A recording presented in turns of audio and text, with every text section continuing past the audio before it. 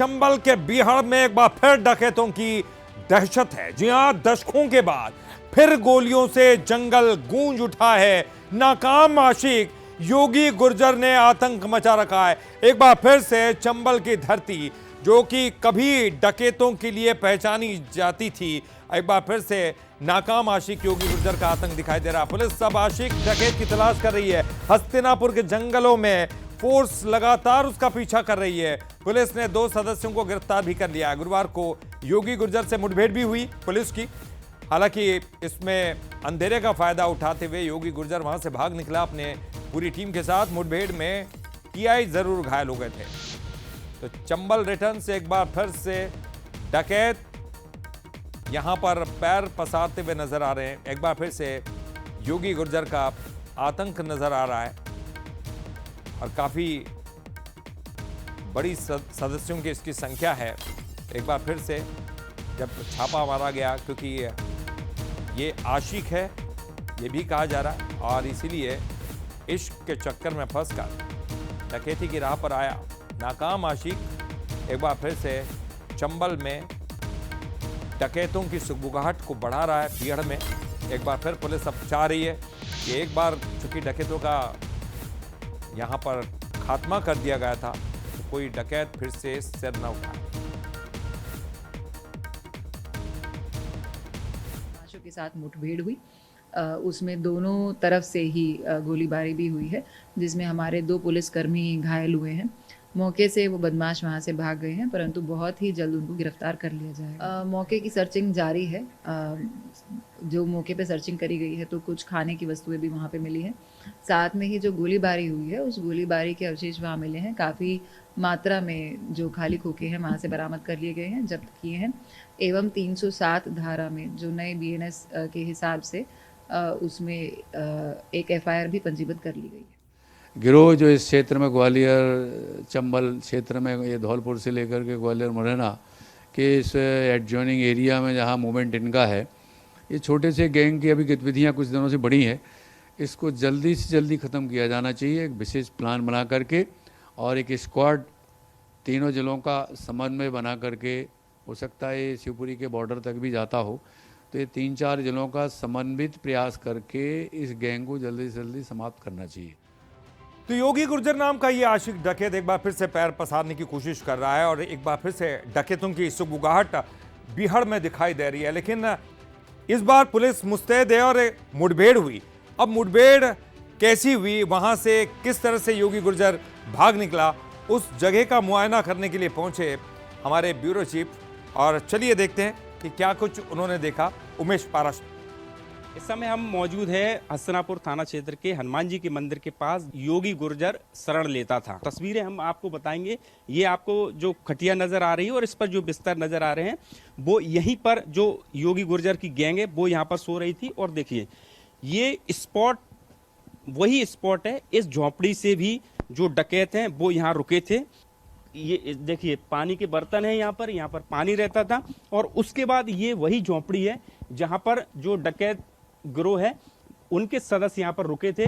और यहाँ पर देखिए सबसे खास बात, जो डकैत जंगलों में पहनते हैं जूते, वो आपको साफ तौर पर नजर आ रहे हैं। साफ तौर पर कहा जा सकता है कि डकैतों का इस जो है जंगल के आसपास लंबे समय से मूवमेंट था। चूंकि पुलिस को सूचना मिली, उसके बाद पुलिस यहां पर पहुंची और जैसे ही डकैतों ने पुलिस को देखा, वहां से ताबड़तोड़ फायरिंग शुरू कर दी। और तकरीबन ये 15 मिनट तक जो है फायरिंग चलती रही और इसमें थाना प्रभारी जो है घायल हुए हैं। कहा जा सकता है कि अंधेरा का फायदा उठाकर जो डकैत हैं जंगलों में छुपकर फरार हो गए। उसके बाद पुलिस की टीम है, क्राइम ब्रांच की टीम है, वो लगातार सर्च कर रही है। अब देखना होगा कि योगी कितनी जल्दी पुलिस की गिरफ्त में आता है। करण बारसी के साथ उमेश पारासर, बंसल न्यूज, हस्तिनापुर। यहाँ तो ये वही जगह थी जहां पर मुठभेड़ हुई। हालांकि योगी वहां से भाग निकला, लेकिन एक बार फिर से पुलिस लगातार पीछा कर रही है। अब चलिए अब आपको बताते हैं इस पूरी डकैत गैंग का आतंक क्या है और क्या है ये इस पूरी गैंग का मकसद और कितने लंबे समय से काम कर रही है, और हम ये जानने की कोशिश करते हैं कि इसका सरगना कौन है। जी हाँ, योगेंद्र उर्फ योगी गुर्जर, ये इस गैंग का सरगना है। एमपी राजस्थान के बॉर्डर इलाकों में इसने आतंक पसार रखा है। तो आपको बता दें कि मुरैना के तिलोदा का रहने वाला है योगी गुर्जर, जो कि लगातार कुख्यात गुंडा गिरोह का सदस्य था पहले ये योगी, लेकिन अब एक बड़ा गिरोह बना लिया। फिर योगी ने 16 सदस्यों की एक गैंग बनाई है, जहां इसमें 16 सदस्य हैं। हत्या और लूट समेत 15 से ज्यादा केसेस इसके खिलाफ दर्ज है। योगी की गिरफ्तारी पर 15,000 रुपए का इनाम घोषित किया गया है। हथियारों से लैस होकर यह जंगल में डेरा डाल चुका है। हालांकि पुलिस इसका पीछा कर रही है। 2 लेडी आईपीएस लगातार योगी गुर्जर की तलाश में लगी हुई है। अनु बेनीवाल और विदिता डागर के कंधों पर यह जिम्मा है। 50 से ज्यादा पुलिस वालों की टीम अब इसकी तलाश कर रही है। लेकिन योगी गुर्जर का पूरा मामला क्या है? जी हाँ, यह जानना बेहद जरूरी है कि योगी गुर्जर आखिरकार इस डकैती की लाइन में कैसे आया। योगी की लव स्टोरी की तरफ अब ध्यान देते हैं। चलिए अब आपको बता दें कि योगी की आखिरकार क्या ये आशिक मिजाज है और क्यों ये डकैत बना। योगी के गांव में एग्जाम देने के लिए उसकी प्रेमिका आई हुई थी और इसी दौरान दोनों के बीच में नजदीकियां बढ़ गई। यहां पर देखिए, जब इसकी प्रेमिका आपराधिक कुंडली जब जानकर इसके परिवार वालों ने शादी से इनकार कर दिया, आशिकी में योगी गुर्जर ने चंबल में दहशत फैला दी। योगी ने प्रेमिका के परिवार को डराया, धमकाया और कई बार तो पुलिस की मौजूदगी में प्रेमिका की आखिरकार शादी करानी पड़ी। पुलिस वहां पर मौजूद थी। योगी ने प्रेमिका के परिवार के साथ मारपीट की।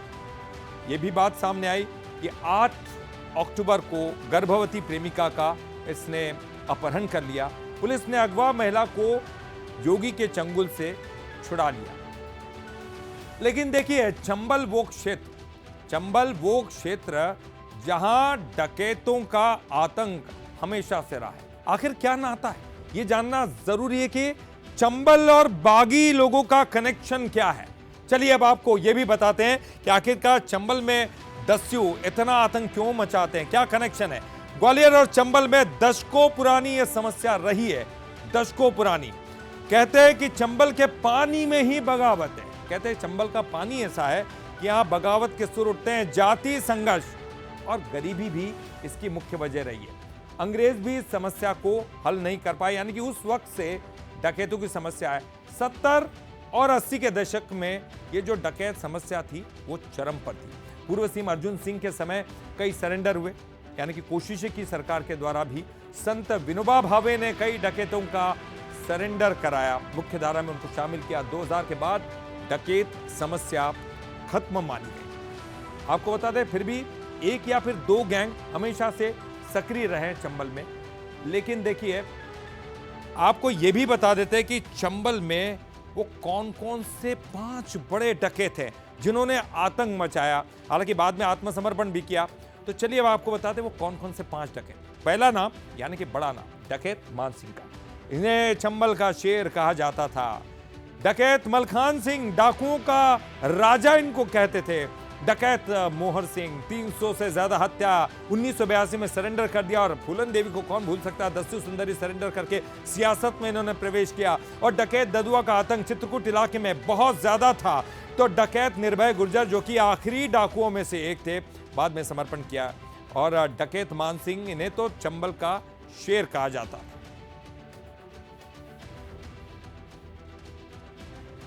लेकिन देखिए, डकैतों का आतंक लगातार रहा है। 70 और 80 के दशक में यह बहुत जबरदस्त था। धीरे धीरे खत्म हो गया क्योंकि समर्पण किया। लेकिन उसके बावजूद अब धीरे धीरे एक बार फिर से कहीं ना कहीं वो दस्तक सुनाई दे रही है योगी गुर्जर के रूप में।